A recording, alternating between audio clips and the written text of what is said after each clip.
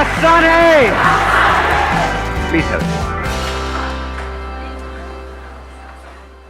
Mentally strong कैसे होते हैं और मेंटली स्ट्रांग होने का मतलब क्या है, ये हमको मिल करके आज फाइंड आउट करना है।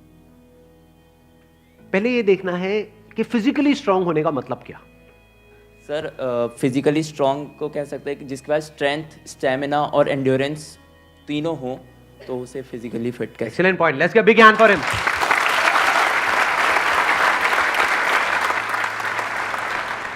क्या हम ये कह सकते हैं उसकी मसल स्ट्रांग हो? हाँ, क्योंकि कुछ भी लिफ्ट करने के लिए, सही। वेट उठाने के लिए मसल्स का स्ट्रांग होना जरूरी है। मसल्स वीक होंगी तो आप नहीं कर पाओगे, हाँ। है ना। जो ओवरऑल स्ट्रक्चर है उसमें बोन्स भी आ गई, मसल्स भी आ गई, वो स्ट्रांग होनी चाहिए। उसको हम फिजिकल स्ट्रेंथ बोल सकते हैं। अभी यही फंडे जो हम फिजिकल में देख रहे हैं, इसी को मेंटली देख करके और फिर समझने की कोशिश करेंगे स्टेप बाय स्टेप कि उसका मतलब क्या। कि फिजिकल स्टेमिना तो हमको समझ आता है कि फिजिकली हम जल्दी ना थके। कोई बंदा है उसने थोड़ा बहुत काम किया एकदम से थक गया तो इसका मतलब फिजिकली स्ट्रांग नहीं है। जैसे बहुत लोग होते हैं, जैसे ही अपनी फिजिकल ट्रेनिंग करते हैं, कुछ भी करते हैं, हल्का सा भी दर्द होता है तो छोड़ देते हैं, छुई मुई टाइप के, है ना। तो बड़ा दर्द हो रहा है, भाई दर्द नहीं होगा तो बनेगी कैसे, है ना। Right sir. तो हल्का सा भी कुछ होता है तो छोड़ देते हैं, एंड्योर नहीं कर पाते हैं पेन को। Yes sir. तो पेन को एंड्योर करने की जितनी हमारे अंदर पावर है उसको हम एंड्योरेंस बोल सकते हैं। सर मेरे हिसाब से फिजिकली स्ट्रांग होने का मतलब ये है कि सबसे बड़ी चीज़ ये है कि बीमारियों से दूर होना चाहिए उसे। अगर मतलब कई बार ऐसा होता है कि हमें फिजिकली स्ट्रांग दिख रहा है पर्सन, बट वो होता नहीं है। यानी कि एक बंदा हो सकता है वो फिजिकली हमको स्ट्रांग बाहर से दिख रहा हो और वेट भी बहुत अच्छा लिफ्ट कर रहा हो, और लेकिन उसकी इम्यूनिटी वीक हो। Yes sir. तो हम कह सकते हैं अंदर से वो बंदा कितना स्ट्रांग है। यानी कि जो भी डिजीजेज हैं, मतलब जो भी बीमारियां हैं, उनसे लड़ने की उसके अंदर कितनी पावर है उसकी बॉडी के अंदर। Yes sir. एक तो फिजिकल पावर, एक है उसकी इम्यूनिटी हम बोल सकते हैं। Yes sir. अब एक एक करके इन पॉइंट को देखते हैं कि मेंटल स्ट्रेंथ में किस तरीके से हम अप्लाई कर सकते हैं। सबसे पहले बात हमने करी फिजिकली स्ट्रांग होने का मतलब क्या, स्ट्रेंथ। मतलब आप कह लो वेट उठाना है। जैसे कहीं हम जा रहे हैं रेलवे स्टेशन पे, यहाँ पे, वहाँ पे, एयरपोर्ट पे, और अगर दोनों हाथ में पूरा भारी भारी पूरा भरा हुआ लगेज है, जैसा हम लोग इंडियंस ज़्यादातर लेकर के जाते हैं, लगेज बंदे से भारी होता है, सही है नहीं है। 3-3 बंदे बैठ बैठ करके उसको पैक कर रहे होते हैं घर पे, माँ चढ़ी होती है और साथ में बच्चे भी, बेटा तू भी आ जा, तू भी आ जा। पति, अरे तू क्या देगा, इधर बैठ। सारे बैठे हुए हैं और उसको बंद कर रहे हैं, फिर उसको उठा रहे हैं, है ना। तो कहने का मतलब है कि अगर आपकी मसल स्ट्रांग है तो आप उठा लोगे, एफर्टलेसली उठा लोगे। इसी को तो फिजिकल स्ट्रेंथ कहेंगे। एक है बहुत एफर्ट लगा के आपको कोई छोटा सा काम करना पड़ रहा है, एक है बहुत बड़ा काम भी आप कर रहे हो बिना किसी एफर्ट के। क्यों? क्योंकि आपकी बॉडी स्ट्रांग है, आपकी मसल स्ट्रांग है। बिल्कुल इसी तरह से थिंकिंग मसल्स, यानी कि कोई प्रॉब्लम आई तो आप ये देख सकते हो आपकी थिंकिंग मसल्स कैसी है, बेस्ड अपॉन कि आपका रिएक्शन कैसा है जब कोई आपकी लाइफ में प्रॉब्लम आती है। 3 सिचुएशंस हैं यहां पे, तीनों को एक एक करके देखते हैं। एक है कोई बड़ी प्रॉब्लम आई हमारे सामने और हमने अपने हथियार डाल दिए और हम एकदम से परेशान हो गए, तो हम क्या कहेंगे, हमारी मेंटल मसल्स कैसी है, वीक है। मतलब बिल्कुल ऐसा हो गया कि लगेज थोड़ा सा भारी है तो लगेज भारी है, मैं नहीं उठाऊंगा। अरे भाई अपने आप को स्ट्रांग कर, मैं आगे ट्रैवल नहीं करूंगा। क्यों? क्योंकि लगेज भारी है, मैं तो यही रहूंगा, बस स्टैंड पे ही रहूंगा, मैं नहीं जाऊंगा। आप हंस रहे हो लेकिन ऐसे हम करते हैं लाइफ में। कोई बड़ी प्रॉब्लम आई तो हम क्या करते हैं, अपने हथियार डाल देते हैं। मतलब वी गिव अप, फेस ही नहीं करते हैं उस प्रॉब्लम को। ऐसी कोई प्रॉब्लम नहीं है जिसका सोल्यूशन ना हो इस दुनिया में। अगर प्रॉब्लम है तो सोल्यूशन भी है, बट सोल्यूशन तक पहुंचने के लिए we need thinking muscles. We need to think a lot in the right direction. और ये राइट डायरेक्शन और रॉन्ग डायरेक्शन क्या है? राइट डायरेक्शन मतलब solution oriented approach, wrong direction मतलब प्रॉब्लम ओरिएंटेड अप्रोच, कि हम प्रॉब्लम में ही जाकर के स्टक हो गए हैं, बस उससे आगे बढ़ ही नहीं रहा है हमारा दिमाग। इसको हम कह सकते हैं मेंटली हमारी जो मसल्स हैं वो वीक है, मेंटली हम वीक है। दूसरा सिनेरियो क्या है, कोई प्रॉब्लम आई, उससे हम लड़े और लड़ने के बाद में बहुत एफर्ट लगाया, बहुत दिमाग लगाया, बहुत मेहनत करी, लड़े और जीत गए। मतलब उस प्रॉब्लम का हमने सॉल्यूशन निकाल लिया। क्या हम कह सकते हैं कि आप मेंटली बहुत स्ट्रांग हो? नहीं, नो। व्हाई? एग्जैक्टली, बिकॉज आपको बहुत एफर्ट लगाना पड़ रहा है। समझ गए ना? हाँ, जैसे कोई बैग उठाना है तो बहुत एफर्ट लगाना पड़ रहा है जी, दोनों हाथ लगा दिए और ये घसीट घसीट के जा रहे हो, और पहुंच गए, कह रहे हो हाँ मैं तो वो। भाई कुछ नहीं, तेरी कमर में लचक आ चुकी है।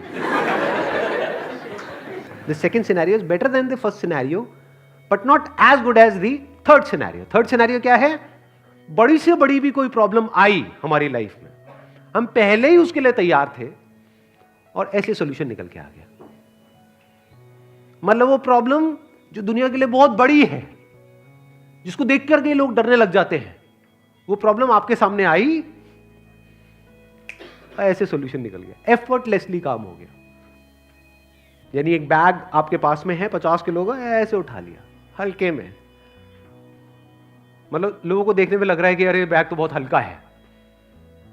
बैग हल्का नहीं है, उस बंदे में दम है। तो कैसे लाइफ की मुश्किल से मुश्किल प्रॉब्लम्स को भी आप आसान से आसान बना सकते हो? कितना आसान बना सकते हो कि ऐसा लगे अरे इस बंदे को तो कोई एफर्ट ही नहीं करना पड़ रहा है। उसी को तो कहेंगे मेंटल स्ट्रेंथ, मेंटली स्ट्रांग होना। इसको अगर मैं समअप करूं, जो भी अभी तक मैंने कहा है उसको एक लाइन के अंदर अंदर, तो वो क्या है? एक कैटेगरी होती है लोगों की जो सिंपल से सिंपल प्रॉब्लम्स को भी कॉम्प्लिकेटेड बना देते हैं अपने माइंड में। 99% लोग ऐसे ही हैं इस दुनिया में। सिंपल सी प्रॉब्लम है, कुछ भी नहीं, उसको भी इतना कॉम्प्लिकेटेड किया हुआ है जैसे पता नहीं क्या हो गया, हवा बना दिया है पूरा का पूरा।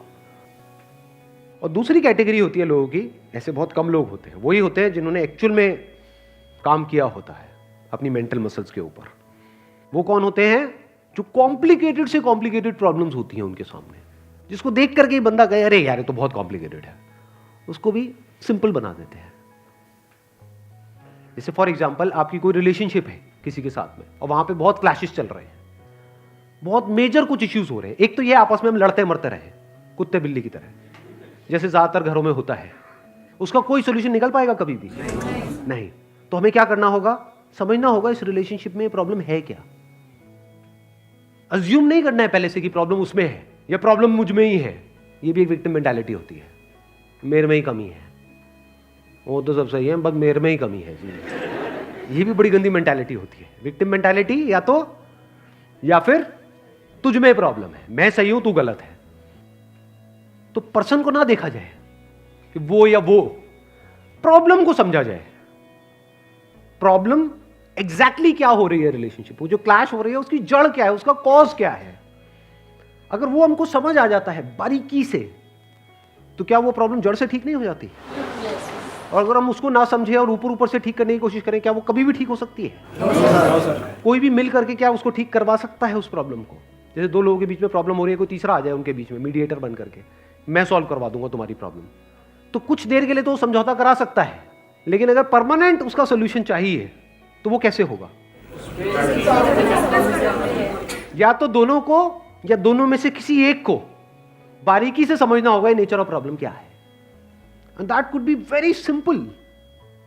समझ गए? मतलब लगता क्या है, ये स्पेशली जो रिलेशनशिप्स की जो प्रॉब्लम्स होती है वो बहुत ही कॉम्प्लिकेटेड होती है, एक्सट्रीमली कॉम्प्लिकेटेड। समझ ही नहीं आ रहा था क्या करें क्या ना करें। कई बार होता है कि बहुत ही सिंपल होता है उसका सोल्यूशन। अगर मान लो मेरी किसी के साथ में रिलेशनशिप है, उसमें कोई प्रॉब्लम हो रही है, तो उसको बारीकी से ऑब्जर्व किया, अच्छा प्रॉब्लम हो क्यों रही है और इतनी बड़ी प्रॉब्लम क्यों हो रही है, उसकी जड़ क्या है। तो जब जड़ तक गया तो मैंने देखा कि अच्छा मैं कुछ इस तरह से बोलता हूं जहां से पूरा खेल शुरू होता है। अगर मैं ये ना बोलूं तो, और इसकी जगह ये बोल दूं तो क्या खेल अलग डायरेक्शन में नहीं चला जाएगा? दोनों का अंडरस्टैंडिंग होना बहुत जरूरी है। आप कह रहे हो दोनों की अंडरस्टैंडिंग होना बहुत जरूरी है। हाँ जी सर। ध्यान से समझना, अब ये प्रॉब्लम ओरिएंटेड अप्रोच है, सॉल्यूशन ओरिएंटेड अप्रोच है? ये प्रॉब्लम ओरिएंटेड अप्रोच है जिसका कोई दुनिया में सॉल्यूशन नहीं है। ये बिल्कुल ऐसा है कि सरकार को तो अपना काम अच्छे से करना चाहिए। ये जो चाहिए है ना, ये हम इंडियंस की नस नस में दौड़ रहा है। सड़कों पे सबको अपनी गाड़ी ढंग से चलानी चाहिए, रेड लाइट पे सबको रुकना चाहिए, ये होना चाहिए, वो होना चाहिए, यहाँ पे सफाई होनी चाहिए, दोनों को एक दूसरे को समझना चाहिए, जो कभी नहीं होगा। तो क्या हो सकता है, इसका सोल्यूशन क्या है? ये हो गई प्रॉब्लम ओरिएंटेड थिंकिंग कि हमारी लड़ाई की जड़ क्या है, मैं तो उसको समझता हूं वो मुझे नहीं समझती। समझ गए ना? आ गई ना प्रॉब्लम। जबकि सोल्यूशन क्या है? मुझे ही समझना है, खत्म।